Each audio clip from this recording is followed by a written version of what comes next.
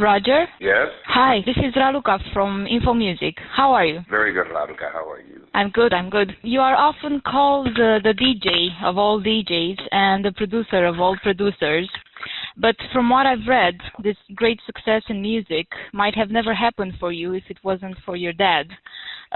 He was the one who encouraged you to follow this path when you were studying architecture. Am I right? Correct.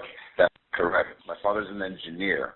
Mm-hmm. And since I was studying architecture and he saw that I was spending a lot of time in music, he asked me what it is that I really wanted to do. And I said, well, you know, I love architecture, but I really love music. And he said, well, you should do what really appeals to your heart. Mm-hmm. Then we owe him a big thank you. Thanks to him, we can see you. We can Absolutely. We can see you perform at Life in Color in Mamaia. Are you excited about this event?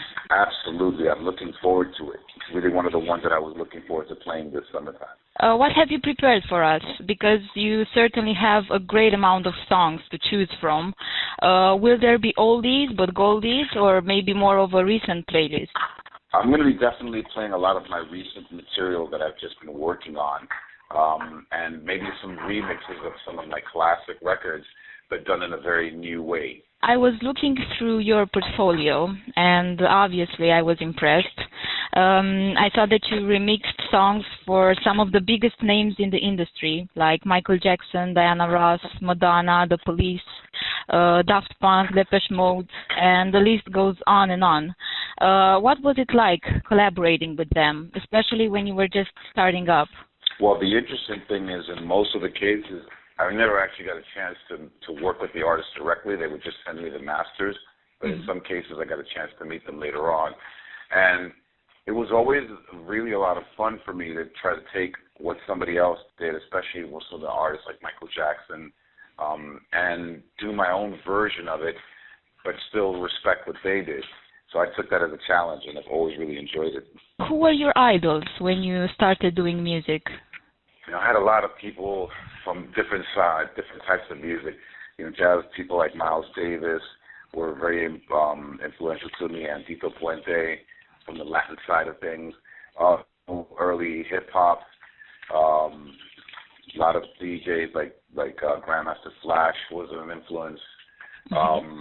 Tony Humphries, you know, live Frankie Knuckles, some very important people to my career.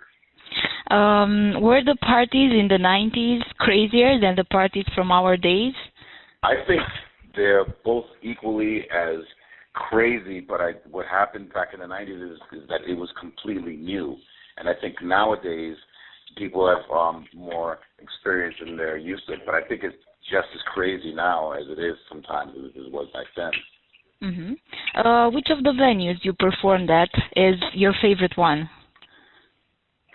It's hard to give you one favorite one, but definitely places like Stereo in Montreal, Space in Miami, and Pacha in Ibiza have been some of my favorite places to play, and of course Ministry of Sound in London. In 2002, you founded your own label, Stealth Records, through which you are encouraging the young talent on the market. What qualities do you think a young musician should have to achieve success in this business?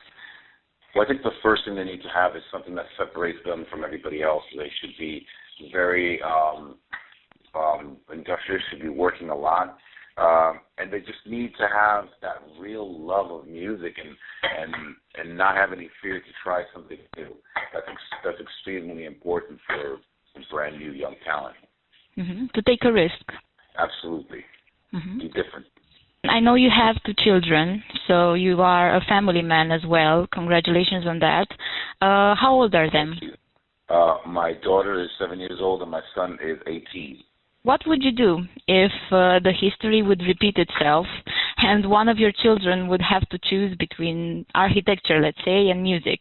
Would you give him the same advice that you were given by your dad? Absolutely. I would tell him whatever makes you happy and fulfills your heart is what you should do. Mm-hmm. My father told me. Would you ever go back to architecture after this successful career in music? Well, the interesting thing is, for me, architecture still forms a part of it. I don't know if I would be a practicing architect, but I do love architecture itself. So it will always be part of my life somehow. It's still a passion. Yes, absolutely. Could you send a message for all the Romanian fans? To all my Romanian fans, I hope to see you very soon on the dance floor, and I can't wait to play for you. Thank you very much for your time. Thank you. Bye-bye. Bye-bye.